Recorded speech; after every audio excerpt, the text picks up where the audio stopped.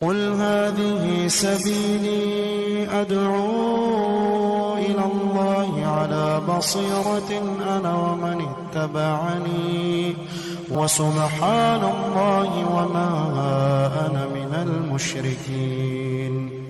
اعوذ باللہ من الشیطان الرجیم. بسم اللہ الرحمن الرحیم. فَإِذَا أُحْسِنَّ فَإِنْ أَتَيْنَ بِفَاحِشَةٍ، پھر جس وقت ان باندیوں کو نکاح کے ذریعے سے محفوظ کر لیا جائے. نکاح بہت سارے گناہوں سے حفاظت کا ذریعہ ہے جس سے نظروں کو پاکیزگی حاصل ہوتی ہے. فَإِنْ أَتَيْنَ بِفَاحِشَةٍ، پھر اس کے بعد اگر وہ کوئی کھلی بے حیائی کا کام کر لیں. فَعَلَيْهِنَّ نِصْفُ مَا عَلَى الْمُحْصَنَاتِ مِنَ الْعَذَابِ، تو ان کو اس سزا سے جو آزاد عورتوں کو دی جاتی ہے آدھی سزا دی جائے گی.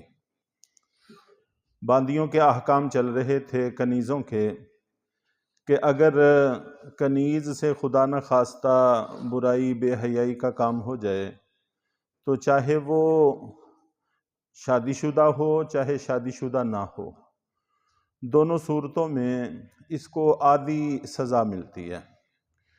اور آدھی سزا 50 کوڑے ہیں، اس لیے کہ آزاد عورت اگر خدا نخواستہ برائی کا کام کرے جس کا پیچھے تذکرہ گزر چکا ہے، اگر وہ شادی شدہ نہ ہو تو اس کو 100 کوڑے لگتے ہیں، تو باندی کو اس کا نصف 50 کوڑے لگیں گے. اور اگر وہ شادی شدہ ہو پھر برائی کا کام کرے تو اس کو رجم کیا جاتا ہے. اور رجم ایسی سزا ہے کہ جس کا نصف نہیں کیا جا سکتا کہ آدمی کسی کو رجم کرے اور آدھی کو مار دے آدھی کو زندہ رکھے. ظاہر ہے کہ ایسا نہیں ہوتا. اگر موت واقع ہوتی ہے تو پورے جسم کی واقع ہوتی ہے، اور اگر وہ زندہ رہتا ہے تو پورا زندہ رہتا ہے. تو چونکہ یہ ایسی سزا ہے جو نصف کو قبول نہیں کرتی، اس لیے باندی چاہے شادی شدہ ہو چاہے غیر شادی شدہ ہو اس کو 50 کوڑوں ہی کی سزا ہوگی، رجم کی سزا اس کو نہیں ملے گی. اور بھی بہت سارے احکام ہیں جن میں کنیزوں کے اور باندیوں کے احکام اس سے تعلق رکھتے ہیں کہ آزاد کی بنسبت ان کو آدھی سزا آدھے حقوق میسر آتے ہیں. چنانچہ ایک آدمی کی اگر ایک آزاد بیوی ہے اور دوسری کنیز ہے تو ان کے درمیان میں وقت کی تقسیم کار بھی ایسے ہی ہے.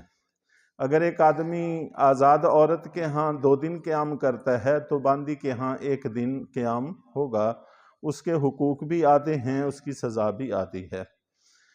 ذالک لمن خشی العنت منکم، اور گزشتہ درس میں اس بات کا تذکرہ ہوا تھا کہ باندیوں سے نکاح اس وقت تو درست ہے کہ آزاد سے نکاح کی طاقت نہ ہو. تو یہاں پر مزید وضاحت فرمائی ہے کہ یہ اس شخص کے لیے ہے، تم میں سے اس شخص کے لیے ہے جو برائی میں پڑنے کا ڈر محسوس کرے. اگر اس کو خدشہ ہو کہ میں نکاح نہیں کروں گا تو برائی میں پڑ جاؤں گا، تو ایسے کے لیے چاہیے کہ اگر وہ آزاد سے نکاح نہیں کر سکتا تو باندی سے نکاح کر لے. اور پھر آگے مزید وضاحت کرتے ہوئے فرمایا وَأَن تَصْبِرُوا خَيْرٌ لَكُمْ، اور اگر تم صبر ہی کر لو تو تمہارے حق میں بہتر ہے. باوجود اس کے کہ گناہ میں پڑنے کا خطرہ ہے تو انسان پھر بھی اپنے اوپر قابو رکھے، جیسا کہ احادیث میں آتا ہے روزے رکھے اور اپنے نفس کو تابع رکھنے کی کوشش کرے، تو خواہشات کو دبانے کی کوشش کرے، باندی سے نکاح نہ کرے تو یہ بہتر ہے. لیکن بہرحال پھر بھی چونکہ نکاح کی اجازت ہے، اگر کرنا چاہے تو نکاح کر بھی سکتا ہے. اللہ تعالیٰ نے اس کی گنجائش عطا فرمائی ہے. اور وجہ اس کی میں نے عرض کر دی تھی کہ اپنی اولاد کو خواہ مخواہ غلام بنانا یہ مناسب اور درست نہیں ہوتا. واللہ غفور الرحیم، اور اللہ تعالیٰ بہت بخشنے والے ہیں، بہت رحم کرنے والے ہیں.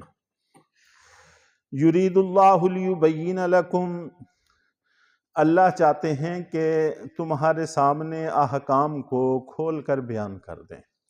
چنانچہ نکاح کے احکام، طلاق کے احکام، مہر سے متعلق، پیچھے وراثت سے متعلق بہت سارے احکام گزرے ہیں۔ تو اللہ تعالیٰ کا مقصد ان سب کو بیان کرنے سے یہ ہے کہ احکام سے ہم اچھی طرح سے آگاہ اور واقف ہو جائیں، کوئی غلطی ہم سے واقع نہ ہو۔ تو اللہ چاہتے ہیں کہ تمہارے لیے احکام واضح کر دیں، چنانچہ وہ آیات جو احکام سے متعلق ہیں ان کا مقصد یہی ہے کہ احکام واضح ہوں۔ وَيَهْدِيَكُمْ سُنَنَ الَّذِينَ مِن قَبْلِكُمْ، اور تم سے پہلے جو نیک لوگ گزرے ہیں ان کے طور طریقوں پر تم کو لے آئیں۔ چنانچہ وہ آیات جن میں واقعات اور قصص اور پہلی قوموں کے حالات ذکر کیے گئے ہیں، ان سے مقصد یہی ہے کہ ہم لوگ پہلی قوموں کے اعمال دیکھیں، پھر ان کے انجام دیکھیں۔ اگر ایسی قومیں جنہوں نے اچھے عمل کیے تو ظاہر ہے کہ ان کو اچھا انجام میسر آیا، اور جنہوں نے اچھے عمل نہیں کیے ان کا انجام برا ہوا، تو ہم بھی ان اعمال کو اختیار کریں جو کامیابیوں کی طرف لے کر جانے والے ہیں۔ تو اللہ تعالیٰ یہ سارا کچھ کھول کھول کر بیان کرتے ہیں تاکہ تم سے پہلے جو نیک لوگ گزرے ہیں تمہیں ان کے طور طریقوں پر لے آئیں۔ وَيَتُوبَ عَلَيْكُمْ، اور اللہ تعالیٰ تم پر رحمت کے ساتھ توجہ فرمانا چاہتے ہیں۔ واللہ علیم حکیم، اور اللہ تعالیٰ سب کچھ جانتے بھی ہیں اور حکمتوں کے مالک ہیں۔ واللہ یرید ان یتوب علیکم، اور اللہ تو یہ چاہتے ہیں کہ تمہاری طرف توجہ کریں۔ وَيُرِيدُ الَّذِينَ يَتَّبِعُونَ الشَّهَوَاتِ أَن تَمِيلُوا مَيْلًا عَظِيمًا، اور وہ لوگ جو نفسانی خواہشات کے پیچھے پڑے ہوئے ہیں وہ چاہتے ہیں کہ تم راہ راست سے دور جا پڑو، راہ راست سے، سیدھے راستے سے بھٹک جاؤ، وہ یہ چاہتے ہیں۔ چنانچہ کفار ہوں، مشرکین ہوں، اور اسی طرح گناہوں میں لگے ہوئے لوگ ہوں، تو وہ طرح طرح کی ایسے کام، ایسے منصوبے، ایسے پروگرام دیتے رہتے ہیں تاکہ ہم لوگ ہدایت سے ہٹ جائیں۔ اس لیے اللہ تعالیٰ جو رحمت کے ساتھ ہماری طرف متوجہ ہوتے ہیں، تو اللہ تعالیٰ کے احکامات کی پیروی کرنا ہمارے حق میں بہتر ہے بھی نسبت ان لوگوں کے طور طریقوں کو اختیار کرنا جو نفسانی خواہشات کے پیچھے پڑے ہوئے ہیں۔ یرید اللہ ان یخفف عنکم، اور اللہ یہ بھی چاہتے ہیں کہ تمہارے لیے آسانی پیدا کر دیں۔ تو احکام جتنے بھی بیان ہوئے ہیں ان کے اندر اگر غور کیا جائے تو یہ بات بڑے واضح طور پر سمجھ میں آتی ہے کہ اللہ تعالیٰ کتنی آسانی پیدا کرنا چاہتے ہیں۔ مثال کے طور پر مہر کا تذکرہ ہوا تو وہ ہماری رضامندی کی طرف اس کو متوجہ کر دیا گیا کہ آپس کی رضامندی سے جو تم طے کر لو بس وہ تمہارے لیے بہتر ہے۔ اگر ایک مخصوص مقدار طے کر دی جاتی کہ اتنا ہی ہونا چاہیے تو اللہ تعالیٰ کو اس کا بھی حق تھا، اور اس کی اگر کسی کے پاس گنجائش نہ ہوتی تو مشکل میں پڑ جاتے۔ تو فوراً ادا کرنا بہتر ہے، اگر کوئی آدمی فوراً نہیں بھی ادا کر سکا بعد میں ادا کر دے، اس کی گنجائش بھی دے دی گئی۔ تو یہ ساری سہولتیں ہیں، اور طے کرنے کے بعد بھی رضامندی سے اس میں کمی بیشی کرنے میں بھی کوئی حرج نہیں رکھا گیا۔ اسی طرح اس کے ساتھ ساتھ اگر آزاد عورت سے نکاح نہیں کر سکتے چلو باندی سے کر لو، اور اگر ایک سے زائد نکاح کرنا چاہتے ہو 2 سے 3 سے 4 سے نکاح کر لو۔ تو یہ ساری آسانیاں رکھی ہیں، اور اس کے علاوہ اور بھی ہر حکم کے اندر جب ہم غور کرتے ہیں تو ہمارے لیے آسانیاں ہی آسانیاں ہیں۔ تو اللہ چاہتے ہیں کہ تمہارے لیے آسانیاں پیدا کریں، تخفیف پیدا کریں۔